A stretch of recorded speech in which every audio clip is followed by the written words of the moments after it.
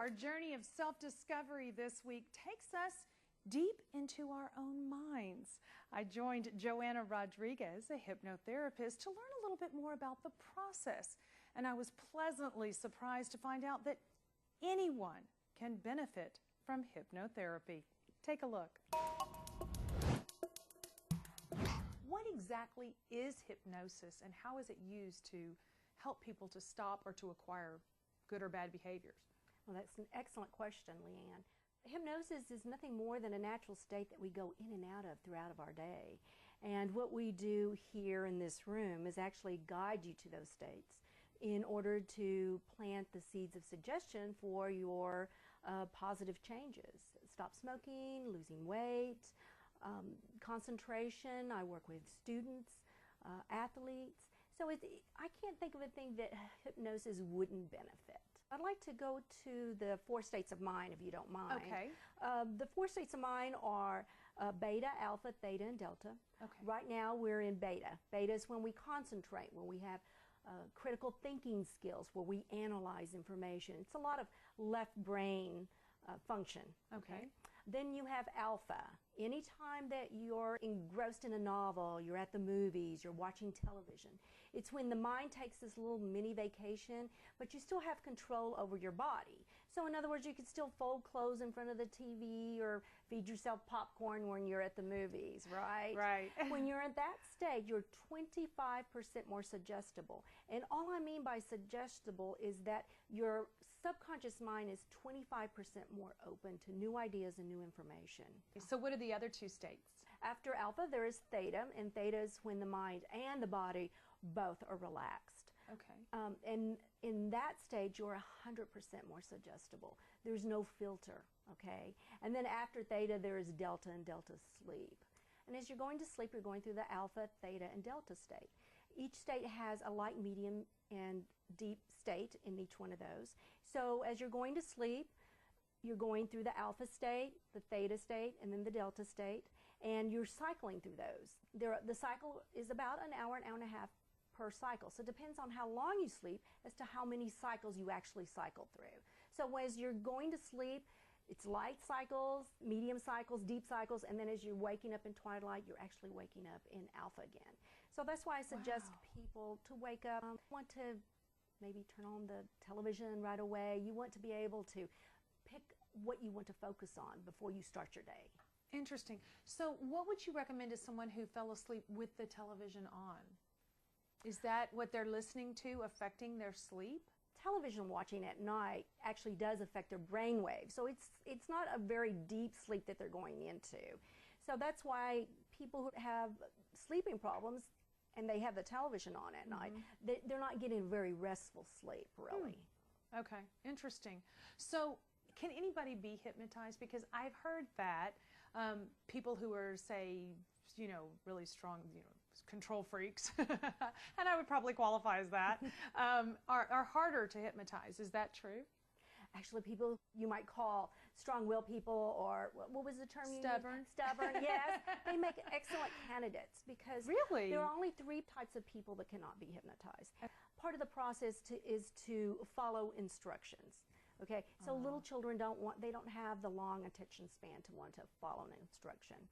The second one is someone with low IQ for the same reason. They can't focus long enough. Okay. And then the third person is someone who absolutely refuses to not relax their feet, to not relax their legs, to not relax their body. But who would want to do that if they were going to? I can't imagine not wanting to be relaxed. Yes, yes.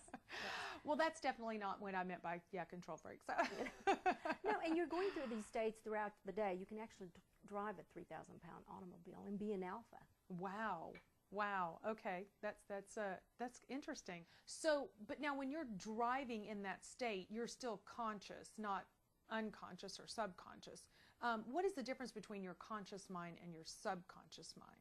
Conscious mind is normally when we're in beta, okay? When we're concentrating, when we're analyzing, we have critical thinking, and we have a filter when we're in conscious mind. And that filter is made up of our past experiences and our belief systems.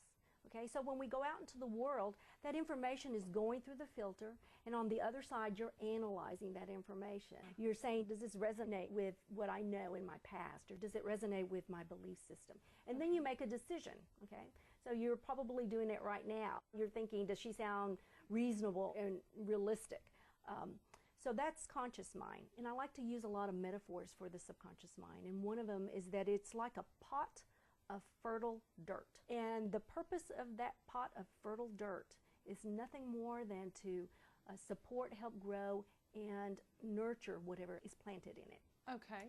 The dirt doesn't care if you're planting weed seeds or hydrangea bushes, right? Right. It's just there to support.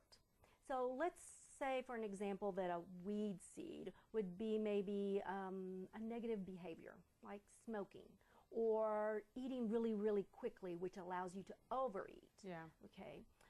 It could also be something, a self-limiting belief, like, oh, I know I'm not going to get that position because I have too much education, or not enough education, or I'm too old, or I'm too young. Mm-hmm. It could just be plain old stinking thinking, which is like, oh, why even run the race because I know I'm not going to win.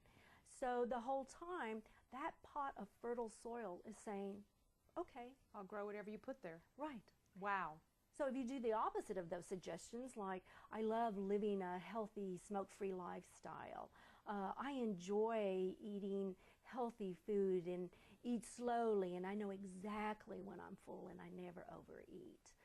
You know, it doesn't matter whether I get that position or not, because I know I have talents and abilities and skills that if I don't get this job, it just makes me closer to the one that is a good fit for me. Wow. What a healthy way to live.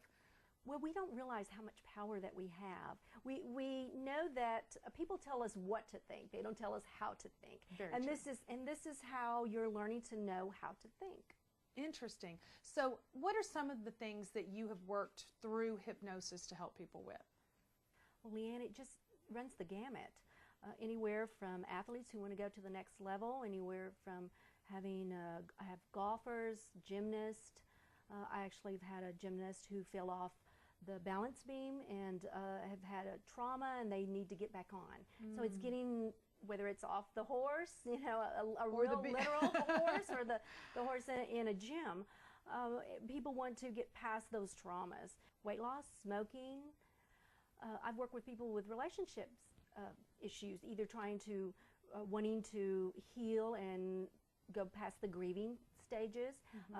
A lot of people who have gone through divorces or have ended relationships, they need to get their power back. They need to heal those relationships. They need to do some either forgiving or releasing type of things.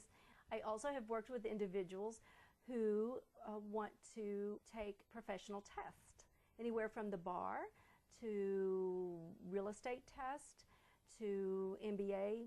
They're wanting to take a test to get back into grad school. So it just runs the gamut. So really anything that someone wants to improve or better their focus on.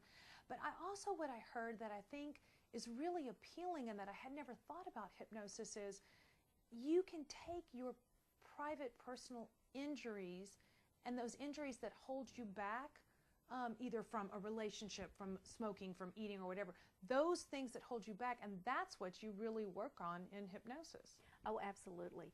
We're walking around with a lot of what we might call baggage, wounds, whatever, and most of them, sincerely, are out of our awareness.